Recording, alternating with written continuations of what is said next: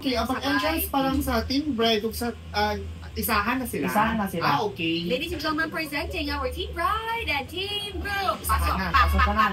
Rush, bridesmaids and groomsmen, and then groom. Then This is host Cherry. I'm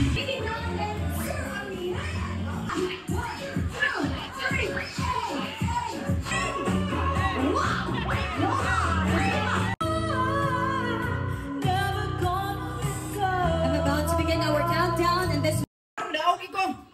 Kaya si host Cherry, follower mo ako. Sa FB, may anak ko si na Rene Amin Sayak.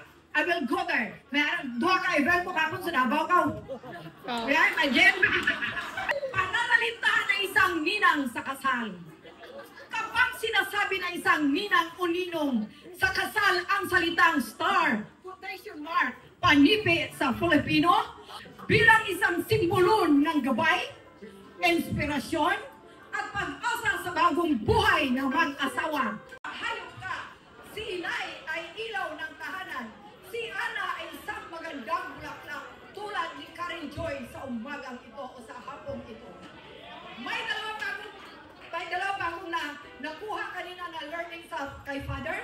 Sabi niya, may dalawa siya ka-idea, binigay, pero kulang ang explanation. Ang mag-asawa ko, no? One, kinanglan may understanding and love.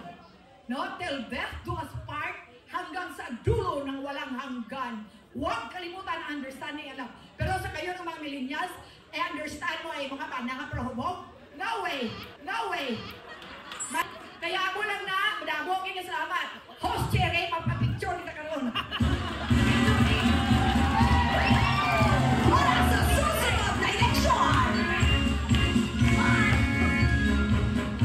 9 secret inside me. 8 9, 8, 7, 6, 5, 4, 3, 2, 8! Thank you.